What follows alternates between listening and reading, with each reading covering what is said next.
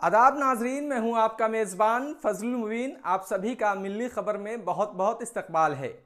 कभी लालू यादव के बेहद करीबी रहे दोस्त साबिक एमपी मरहूम शहाबुद्दीन की मौत अस्पताल में तड़प तड़प कर होती है। शहाबुद्दीन साहब का अहले खाना बेहतर इलाज के लिए गुहार लगाता है। उनके इकलौते बेटे ओसामा शहाब दर दर की ठोकरें खाते हैं। लालू यादव का पूरा परिवार दिल्ली में होता है, लेकिन उनके इयादत के लिए कोई नहीं जाता और न ही उनके मदद के लिए कोई आगे बढ़ा। शहाबुद्दीन साहब का इंतकाल अस्पताल में होता है। उनके जनाजा को बिहार लाने के लिए हर मुमकिन कोशिश होती है, लेकिन लालू यादव फैमिली उस वक्त भी खामोश रहता है। चलिए मान लिया कोरोना का टाइम था, इसलिए वो खामोश रहे, लेकिन लगातार शहाबुद्दीन के अहले खाना को नज़रअंदाज करना ये आपकी कौन सी मजबूरी है? ये आपका कौन सा सेकुलरिज्म है? क्या भूल गए कि आपकी माँ को वज़ीर आला बनाने में मरहूम शहाबुद्दीन की कुर्बानियाँ क्या थी? उसकी वजह से वो जेल गए और जेल में रहते हुए जान भी दे दी। खैर, इसकी तफसील क्या है आप सभी भी जानते ही होंगे, लेकिन लालू परिवार वो सारी बातें भूल गई। तेजस्वी जी, क्या ये भी भूल गए कि आपके वालिद मोहतरम के कंधे में कंधे मिलाकर उनके हर मुसीबतों में एक ढाल का किरदार करने वाले शहाबुद्दीन की जगह सिवान है और उनकी बेवा वहां से चुनाव लड़ रही है। इस सीट पर आपने कैंडिडेट दिया, ये कहाँ का इंसाफ है? क्या इस सीट पर फ्रेंडली फाइट नहीं हो सकती थी? लेकिन शहाबुद्दीन की बेवा मोहतरमा हिना शहाब ने भी गैरत व दिलेरी का सबूत दिया और आपके टिकट जैसी भीख को लात मार दिया। आपने सिर्फ शहाबुद्दीन ही नहीं बल्कि उन जैसे कई बड़े लीडरान को भुला दिया। साबिक एमपी मरहूम अनवारुल हक के अहले खाना को राजद ने भुला दिया। अब्दुल गफूर साबिक वजीर आला के घर वालों को भी भुला दिया। मरहूम मोतीउर रहमान को भी आपने फरामोश कर ही दिया था और हाशिया पर करने की कोशिश हो रही थी।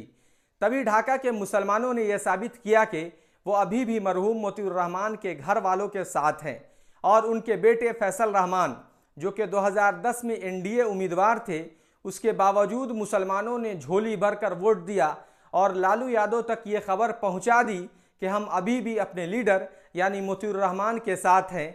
आपके नज़रअंदाज करने से कुछ नहीं होता। फिर उसके बाद लालू ने साल 2015 में फैसल रहमान को अपने साथ लेने का काम किया, लेकिन ज़रा आपको पीछे याद दिला दूं कि उस बेबाक लीडर मरहूम मोतीउर रहमान के नमाज जनाजा में भी लालू यादव आते आते रह गए। बिहार के मुसलमान लालू यादव के रवायती वोटर यानी कैडर रहे हैं। सन 1989 के भागलपुर फसाद के बाद लालू यादव ने मुस्लिम यादव गठबंधन माई समीकरण का नारा लगाकर सेकुलरिज्म का चादर ओढ़ा, जिससे मुसलमानों को खुशी हुई। मुसलमानों ने कांग्रेस के खिलाफ वोट करके राष्ट्रीय जनता दल की सरकार बना दी। लालू यादव 15 साल बिहार में हुकूमत रही, पूरे खानदान उनका नेता बन गया, लेकिन मुसलमान जहां था वहीं रह गया, बल्कि उससे भी ज़्यादा खस्ता हाली का शिकार हो गया। बिहार में मुसलमान हमेशा सेकुलर पार्टियों का वोटिंग मशीन बना रहा और अब भी बन रहे हैं, जबकि इन नाम नेहाज सियासी पार्टियों ने मुसलमानों के बजाय हमेशा अपनी ज़ात और बिरादरी के लिए सोचा और मुसलमानों के तमाम हुकूक से महरूम करके उन्हें हाशिया पर खड़ा करने की कोशिश की, ताकि मुसलमान एक भिखारी की हैसियत से रहे। इसलिए ज़रूरत है कि यहाँ के मुसलमान खौफ व हरास से ऊपर उठकर अपने हिस्सेदारी को यकीनी बनाएं और अपने लिए भी नुमाइंदा तलाश करें जो यहाँ के मुसलमानों के मुस्तकबिल के बारे में फ़िक्रमंद हो और यहाँ के नौजवानों को नया रास्ता दिखा सके। फ़िलहाल के लिए आज के बुलेटिन में बस इतना ही। तमाम खबरों और डिबेट्स के लिए बने रहिए मिल्ली खबर के साथ। हमारा ये प्रोग्राम फेसबुक पर देख रहे हैं तो पेज को लाइक और फॉलो कीजिए। यूट्यूब पर देख रहे हैं तो सब्सक्राइब करना ना भूलें। अगर हमारा ये प्रोग्राम अच्छा लगा तो ज़्यादा से ज़्यादा शेयर कीजिए और हमारी मदद कीजिए। शुक्रिया।